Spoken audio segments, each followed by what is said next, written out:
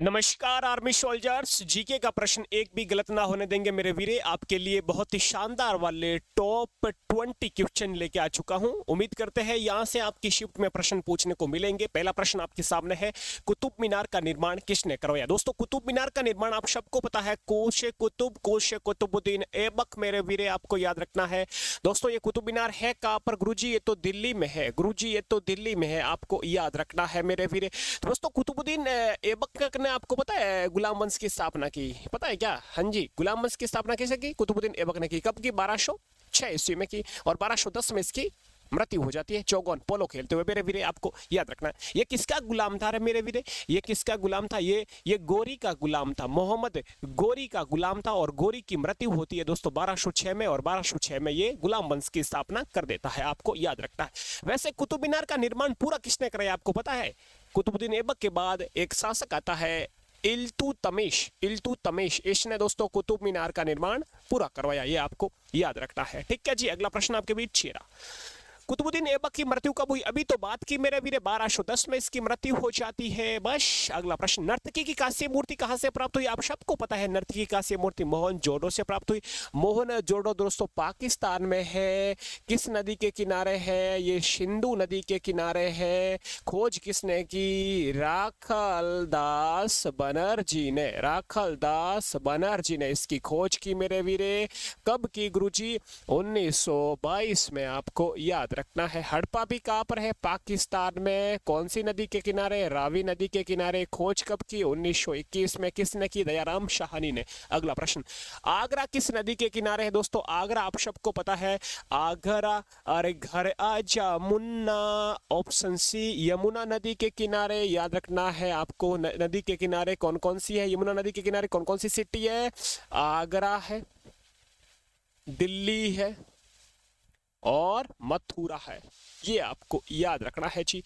अगला प्रश्न, फायान किसके शासन काल में दोस्तों भारत आया? फायान किसके शासन काल में मेरे वीरे? फायान तो चंद्रगुप्त या पर द्वितीय के शासन काल में मेरे वीरे भारत आया। चंद्रगुप्त मौर्य कौन है? ये दोस्तों मौर्य वंश के संस्थापक है। मौर्य वंश, मौर्य डायनेस्टी के फाउंडर है, आपको याद रखना, चंद्रगुप्त मौर्य। ये अगला प्रश्न, बाबर का मकबरा, बा से बाबर और बीच वाला ये रहा काबुल। ऑप्शन यहाँ पर सी करेक्ट हो जाएगा, बाबर का मकबरा हो जाएगा मेरे वीरे काबुल, आपको याद रखना है।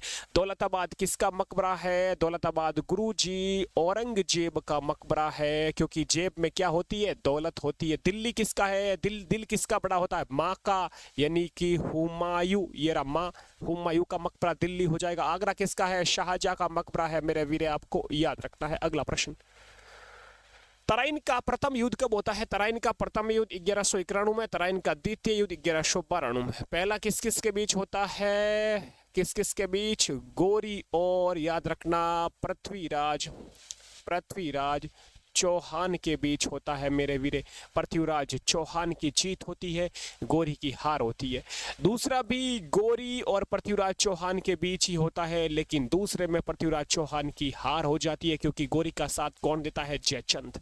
ये आपको याद रखना है। ठीक है जी, तो यहाँ पर आपका तराइन का प्रथम पूछा है 1191, ऑप्शन यहाँ पर आपका बी करेक्ट हो जाएगा। अगला प्रश्न, भारत की प्रथम महिला शासक कौन थी? रजिया सुल्तान थी। किसकी बेटी थी? ये इल्तुतमिश की बेटी थी रे मेरे सोल्जर्स। इसका कार्यकाल 1236 से लेकर 1240 तक। इसकी शादी होती है अल्तुनिया से, इसकी शादी होती है अल्तुनिया से, ये आपको याद रखना है। ठीक है, कैथल के डाकुओं ने रजिया सुल्तान की हत्या कर दी, ऐसा कहा जाता है 40 में मेरे वीरे, आपको याद रखना है। सरोजनी नायडू है जो भारत की कौन है? भारत की प्रथम, कौन है? भारत की प्रथम राज्यपाल है दोस्तों सरोजनी नायडू, आपको याद रखना है। यहाँ तक बिल्कुल प्रॉपर तरीके से दिखाई दे रहा है? अच्छा जी, यहाँ पर थोड़ा कट रहा है, ओके कोई ना। अगला प्रश्न आपके बीच ये रहा, देश नायक के नाम से किस महापुरुष को जाना जाता है? देश नायक कहा जाता है मेरे वीरे सुभाष चंद्र बोस को, आपको याद रखना है। डॉक्टर राजेंद्र प्रसाद को कहा जाता है देश रत्न। क्या कहा जाता है? देश रत्न, आपको याद।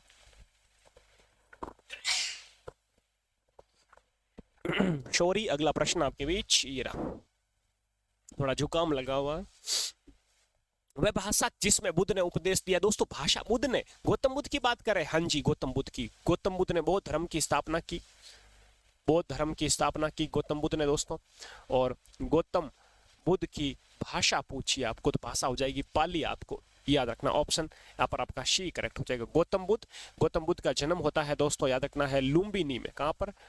लुम्बिनी नेपाल में, लुम्बिनी नेपाल में इनका जन्म होता है। इनके बचपन का नाम था सिद्धार्थ, बचपन का नाम सिद्धार्थ। इनको ज्ञान की प्राप्ति होती है दोस्तों, इनको ज्ञान की प्राप्ति होती है बोध गया में, बोध गया में। बोध गया कहाँ पर है? बिहार में जगह पड़ती है, आपको याद रखना है। अगला प्रश्न, अर्जुन पुरस्कार की शुरुआत कब हुई? गुरु अर्जुन की 1961 में होती है मेरे वीर। अर्जुन पुरस्कार खेल से संबंधित है, आपको याद रखना है।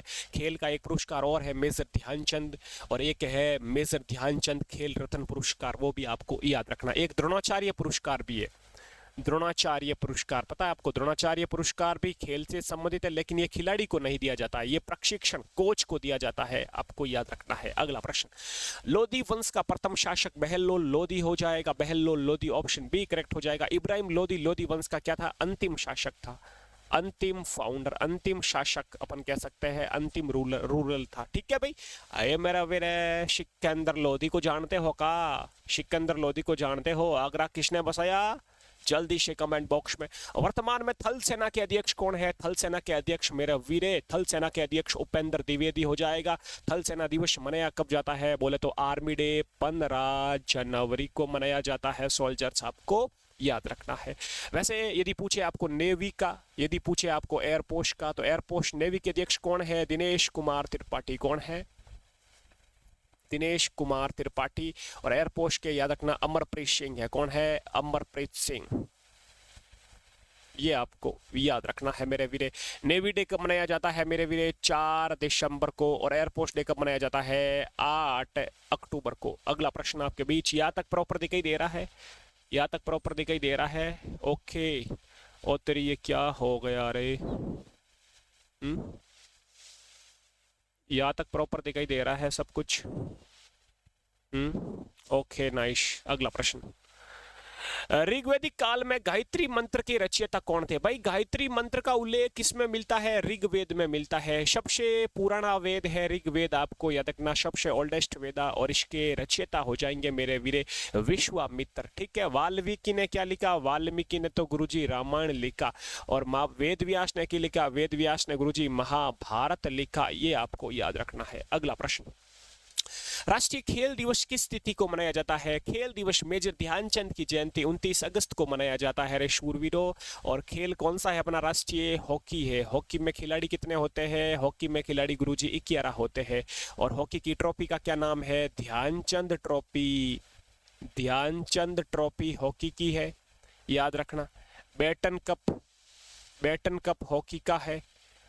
और क्या है रे मेरे वीरे? आगा खां, आगा खां का संबंध भी हॉकी से है।